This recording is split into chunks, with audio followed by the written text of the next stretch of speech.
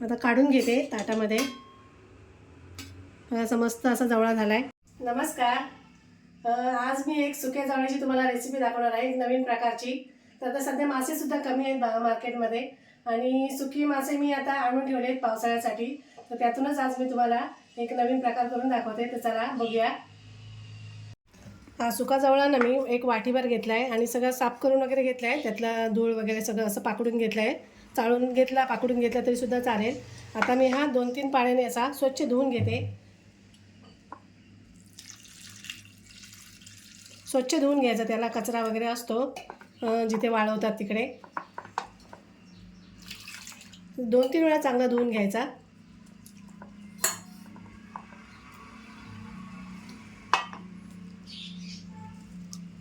आम्ही पावसाळ्यासाठी सुके मासे आणले, हो, पण पावसाळा झाला नाही अजून. पाऊस नाही अजून पडत आहे. हो, अजून पडत नाही. देव करू लवकर पाऊस पडू दे.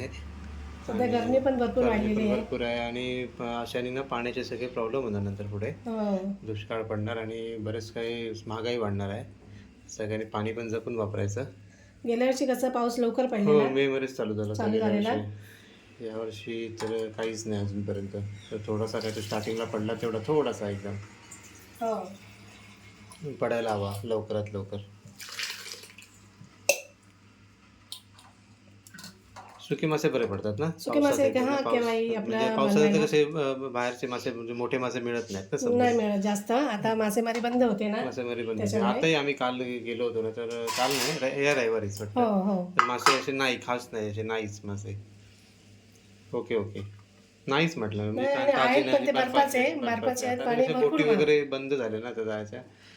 आणि बर्फाचे महाग पण भरपूर आहेत आणि हवे तसे पण नाहीत.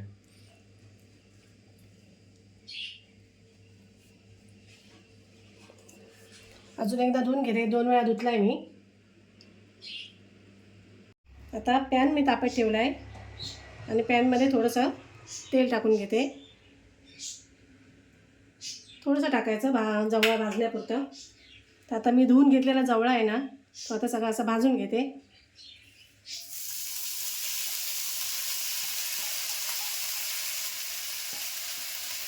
छान आपल्याला कुरकुरीत असं भाजून घ्यायचं आहे.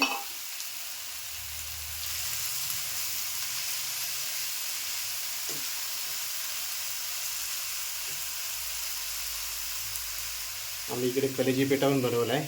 ऑर्डर होती आम्हाला, तर आईने बनवून ठेवलाय. तो आता थोड्या वेळाने जाऊन द्यायचा आहे. अजून 1 तासाभराने अगोदर बनवून घेतलं ते. हे बघा कसं मस्त दिसतंय एकदम. रेसिपी मला बनवता आली नाही, घाई झाली एकदम. कलेजी आणि पेटा आहे. सुक्क थपथपीत करायचं होतं.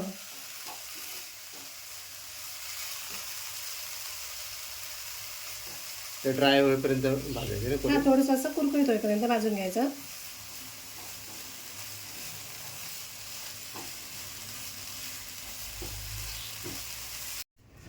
आता जवळा बघा मस्त भाजला आहे, कुरकुरीत झाला आहे. पण तो लगेच आता कळणार नाही, गरम आहे ना त्याच्यामुळे.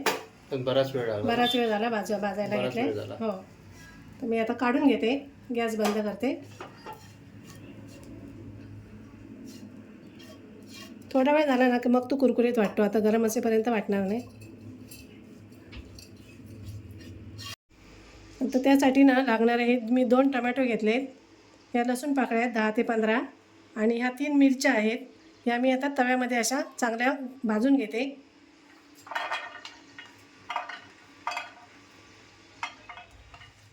जाळी असेल ना, तुम्ही जाळीवर पण असं भाजलात नाही ठेवून तरीसुद्धा चालेल. आणि हे 2 टोमॅटोसुद्धा छान असे खरपूस भाजून घेणार आहे. आणि थोडंसं आपल्याला तेल पण टाकायचं.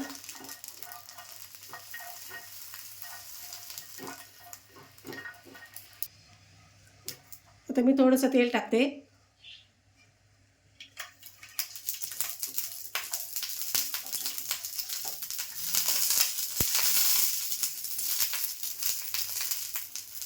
छान असं लसूण लाल होईपर्यंत, मिरच्या वगैरे लाल होईपर्यंत भाजून घ्यायचा.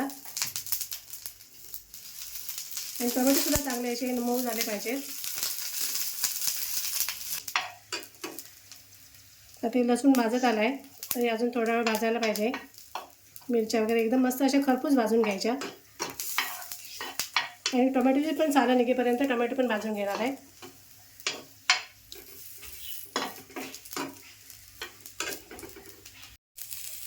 तर टोमॅटो पण भाजतायत तोपर्यंत मिरच्या आणि लसूण काढून घेते. ते मस्त भाजले, त्यांना छान डाग पडलेत. टोमॅटो पण भाजून झाले, त्याची साल वगैरे अशी निघाली. तर हे सुद्धा काढून घेते मी. आता हे 2 कांदे घेतलेत.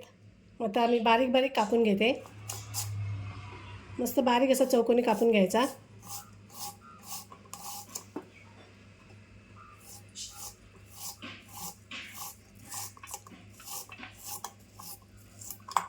असा. आता हे थंड झालं आहे. आता आपल्याला वाटून घ्यायचं आहे मिक्सरच्या भांड्यामध्ये. तर टोमॅटोची ना सालं काढून घेते.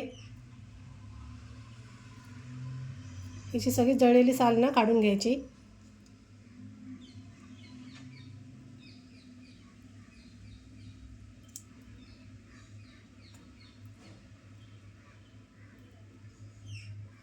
याची सगळी पेस्ट करून घ्यायची. त्याची पेस्ट करून घ्यायची छान.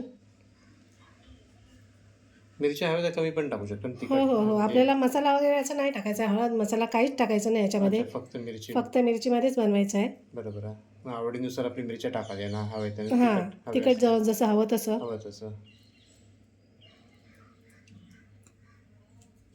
आता मी हे सुद्धा कापून घेते.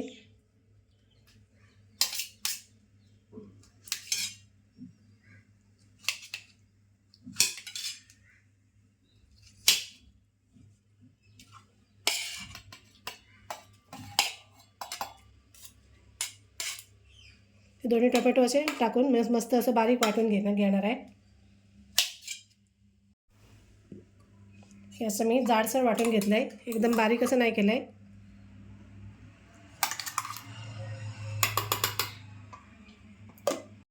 तर कढई तापत ठेवली. तेल टाकूया.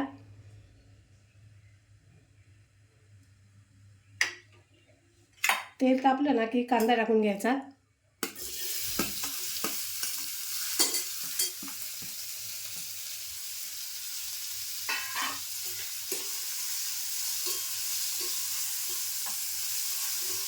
आता हे 2 हिरव्या मिरच्या आम्ही कापून घेतल्यात आणि 2-3 लसूण पाकळ्या आहेत, त्यासुद्धा मी कांद्याबरोबर भाजून घेते. अशा कांदा मस्त असा मऊ करून घ्यायचा आहे.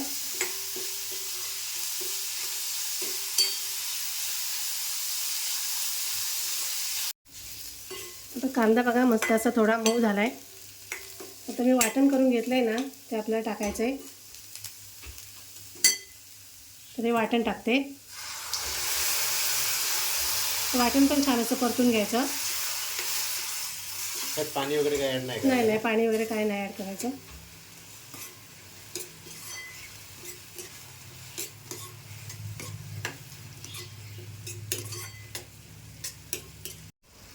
हे असं परतून घेतलं आहे 5 मिनटासाठी. आता मी मीठ टाकते चवीप्रमाणे. सुक्या मच्छीमध्ये ना थोडं मीठ कमीच टाकायचं, कारण मच्छी खारवलेली असते ना, त्याच्यामुळे मीठ असतं माशांना. धुतलं तरी पण ते राहतच त्याला ते. हो हो. आणि आपल्याला हा जवळा टाकायचा आहे. तो का मस्त झाला आहे जवळा.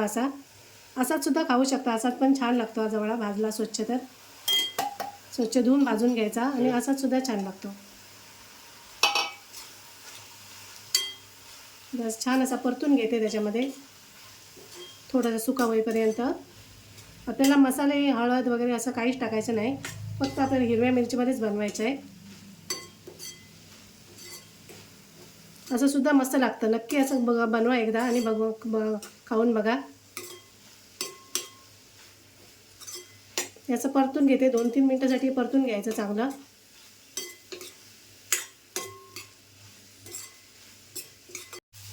आता जवळा तयार झाला आहे बघा. आता मी कोथिंबीर टाकते आणि ढवळून घेते जरा.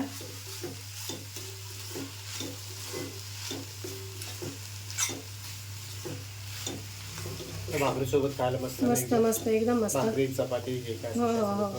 आता गॅस बंद करते.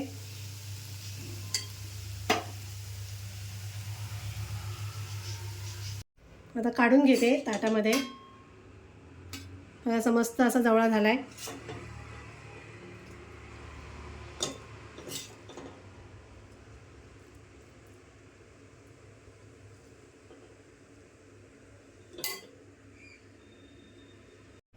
आता जवळा तयार आहे. आता भाकरी पण बघा मस्त मऊ मऊ अशी एकदम एकदम छान मऊ झाल्यात. तर 2 भाकऱ्या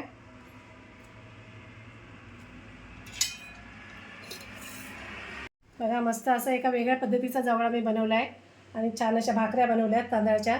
तर तुम्ही सुद्धा या पद्धतीने एकदा जवळा बनवून बघा किती छान लागतो ते. आणि व्हिडिओ आवडल्यास लाईक करा, कमेंट करा, शेअर करा आणि आमच्या चॅनलला सबस्क्राईब करा. धन्यवाद.